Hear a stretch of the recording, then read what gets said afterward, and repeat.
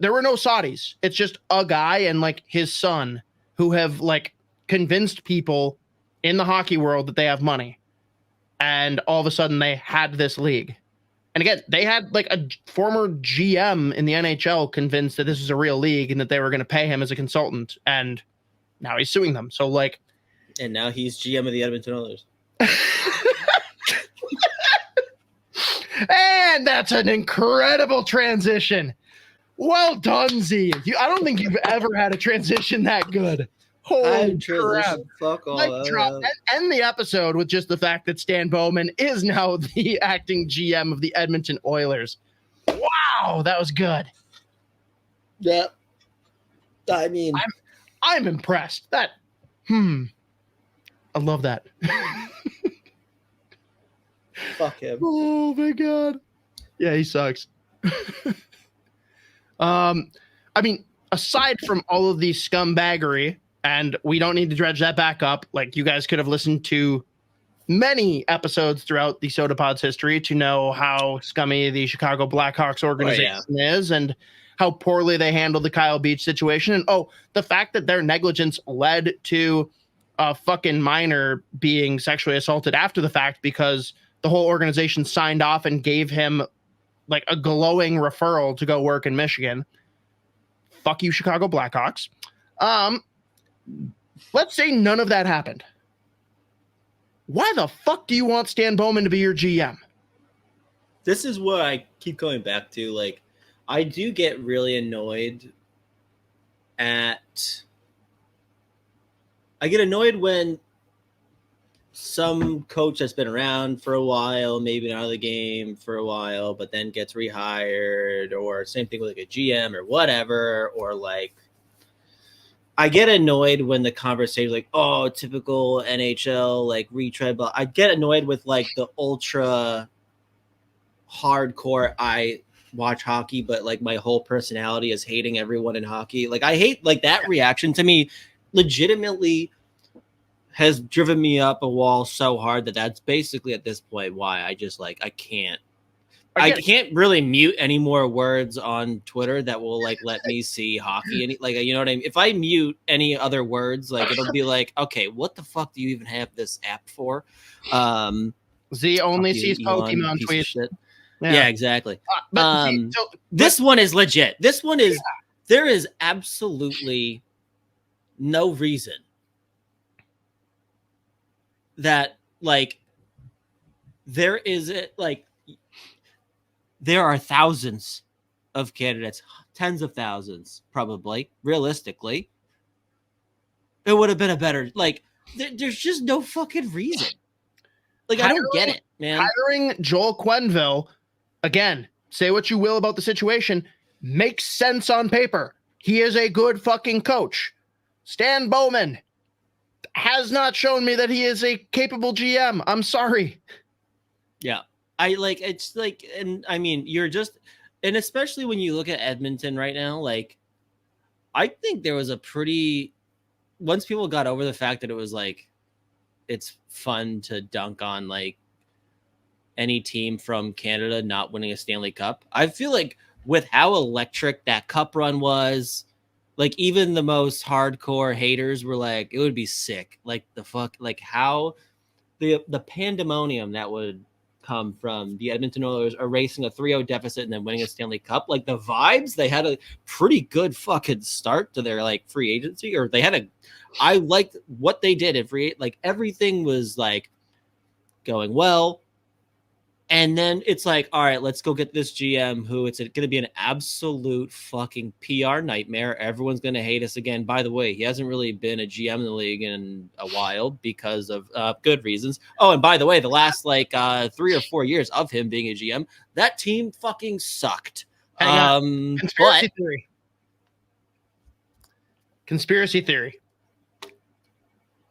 Leon Draisaitl said the only way that he will sign long-term in Edmonton is if they bring in a guy like Stan Bowman to basically be the lightning rod to take all criticism that makes zero sense away from Leon Draisaitl.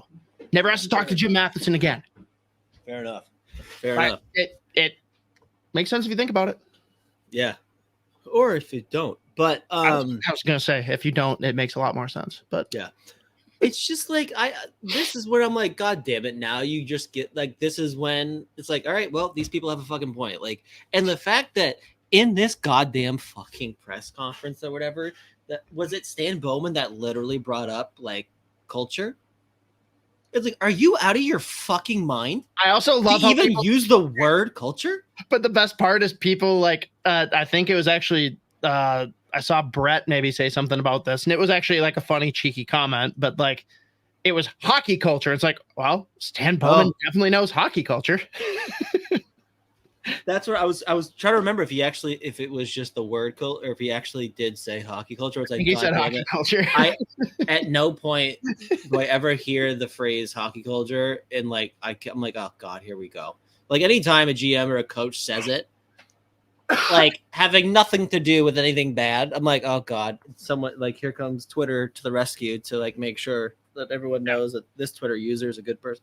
But like, bro, really? Your first big media availability since like, because realistically, he's been like, people just hear his name. He hasn't been obviously in the public light whatsoever. First fucking media thing, you use the phrase hockey culture. Yeah, that's where it's like, oh, okay, awesome. Yeah, no, this is good. We're definitely making big strides here, and like, you know, making sure that people know that, oh no, we're not all pieces of shit, whatever. Mm-hmm. And like, again, I am very against all of the hardcore like anti-hockey people. Like, it just drives me crazy.